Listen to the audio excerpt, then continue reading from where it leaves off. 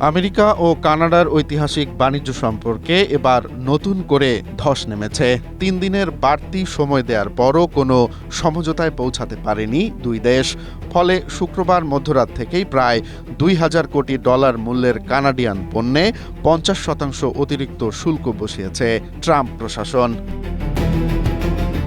ট্রাম্পের এই একতরফা সিদ্ধান্তের পরপরই কানাডার প্রধানমন্ত্রী মার্ক কার্নি কড়া বার্তা দিয়েছেন। তিনি সাফ জানিয়ে দিয়েছেন, আমেরিকান পণ্যের উপরও সমপরিমাণ শুল্ক বসিয়ে ডলারের বদলে ডলার দিয়ে পাল্টা জবাব দেবে কানাডা।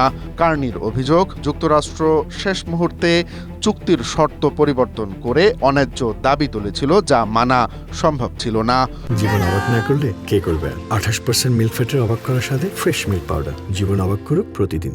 অন্যদিকে মার্কিন বাণিজ্য প্রতিনিধি জ্যামিসন গ্রিয়ার দাবি করেছেন, কানাডাকে সবচেয়ে সুবিধা দেওয়ার প্রস্তাব দেওয়া হয়েছিল, কিন্তু অটোয়ার নতুন নতুন দাবির কারণেই চুক্তিটি ভেস্তে গেছে। বিশ্লেষকরা বলছেন, এই শুল্কের সরাসরি প্রভাব পড়বে কানাডার রপ্তানি খাতে, বিশেষ করে স্টিল, অ্যালুমিনিয়াম, গাড়ি ও কাঠ শিল্পে।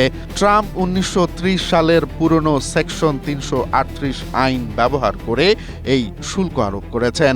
তবে দীর্ঘমেয়াদে এই সিদ্ধান্ত মার্কিন ক্রেতাদেরও জীবনযাত্রার খরচ বাড়িয়ে দেবে।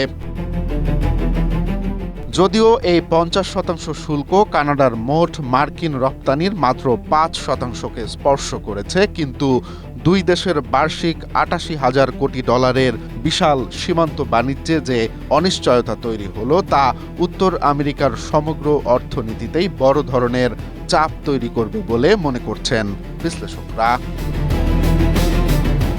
আপাতত দুই দেশের নতুন করে কোনো বাণিজ্য আলোচনার দিনক্ষণ ঠিক হয়নি। ফলে এই শুল্ক যুদ্ধ ঠিক কোন দিকে গড়ায় তা আগে থেকেই অনুমান করা যাচ্ছে না।